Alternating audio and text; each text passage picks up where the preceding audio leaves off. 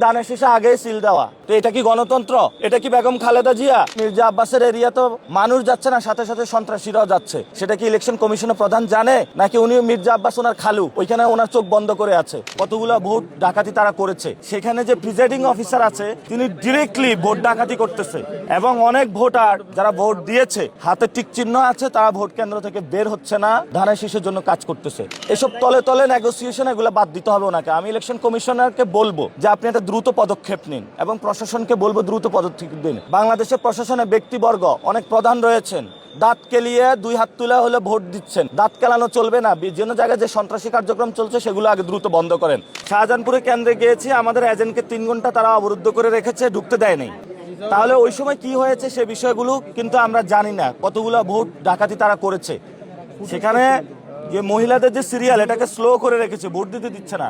এরপরে আমরা railway colony উচ্চ বিদ্যালয়ে গেলাম, সেখানে যে প্রিজাইডিং অফিসার আছে তিনি ডিরেক্টলি ভোট ডাকাতি করতেছে।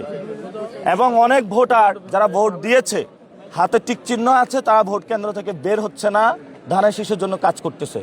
এজেন্ট যারা, তারা প্রিজাইডিং অফিসারের সাথে ঘোরাফেরা করতেছে। তাহলে এটা তো ডিরেক্টলি, এটা কোনো গণতান্ত্রিক পদ্ধতি না।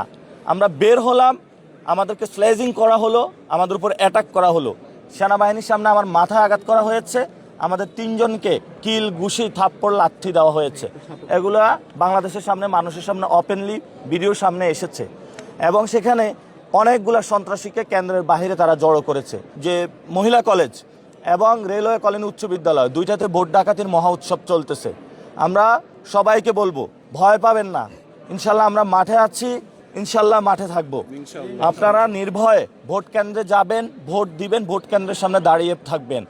যদি কেউ ভোট ডাকাতি করতে আসে, তাদেরকে গণপ্রতিরোধ করবেন। এবার হলো প্রতিরোধের সময়, আর মারি খাওয়ার সময় নাই। ইনশাল্লাহ যে আমাকে অবরুদ্ধ করে তারা রেখেছিল, কারণ পরে সেনাবাহিনী এসে উদ্ধার করে, মাইট দেওয়ার জন্য অবরুদ্ধ করে রাখছে, মাইট দিছে। হ্যাঁ, মারছে তো, ইনজুর্ড হয় না, মাথার মধ্যে ঘুষি দিয়েছে। সেনাবাহিনীর সামনে ভিডিও আছে, সবাই ভিডিও দেখছে। আমি সেনাবাহিনী, দেশপ্রেমিক সেনাবাহিনী নিয়ে কোনো কথা বলবো না, তারা অনেক জায়গায় ভালো কাজ করতেছে। আমি এই বিষয়টা এড়িয়ে যাচ্ছি, কোনো কনফ্রন্টেশনে যাচ্ছি না। ভিডিওতে সবাই দেখেছে, সেখানে সেনাবাহিনী, সেখানে প্রশাসনও আব্বাস সাহেবের সাথে, বুঝছেন তো, 9-6 জড়ায় পড়ছে। হ্যাঁ, এখন আছে। ভোট কারচুপি না, ডাকাতি হচ্ছে ওইখানে। আমরা এখন কিভাবে বলবো? আমি তো সারাক্ষণ সেখানে থাকতে পারি না, ব্যবস্থা তো আমি নিতে পারবো না, এটা ইলেকশন কমিশন নিবে। ইলেকশন কমিশনকে আমরা জানিয়েছি, আমরা সেখানে যারা প্রশাসন আছে তাদেরকেও অবহিত করেছি। প্রশাসন বলেছে এবং ইলেকশন কমিশনের প্রধান, যে আগে নাকি ভোট কেন্দ্রে হলো কুকুর থাকতো, মানুষ যাইতো না ভোট দিতে, এখন মানুষ যাচ্ছে। ভালো কথা, মানুষ যাচ্ছে, কিন্তু মির্জা আব্বাসের এরিয়া তো মানুষ যাচ্ছে না, সাথে সাথে সন্ত্রাসীরাও যাচ্ছে। সেটা কি ইলেকশন কমিশনের প্রধান জানে? নাকি উনি মির্জা আব্বাস ওনার খালু, ওইখানে ওনার চোখ বন্ধ করে আছে? এসব তলে তলে নেগোসিয়েশন, এগুলো বাদ দিতে হবে ওনাকে। আমি ইলেকশন কমিশনারকে বলবো যে আপনি একটা দ্রুত পদক্ষেপ নিন, এবং প্রশাসনকে বলবো দ্রুত পদক্ষেপ দিন। অনেক বাংলাদেশের প্রশাসনে ব্যক্তিবর্গ অনেক প্রধান রয়েছেন, দাঁত কেলিয়ে দুই হাত তুলে হলে ভোট দিচ্ছেন। দাঁত কেলানো চলবে না। যে জায়গায় যে সন্ত্রাসী কার্যক্রম চলছে সেগুলো আগে দ্রুত বন্ধ করেন। আমাদের পুরো বাংলাদেশে অনেক এজেন্টকে ধরে নিয়ে মারধর করা হচ্ছে, এবং দানের শেষে আগে সিল দেওয়া, তো এটা কি গণতন্ত্র?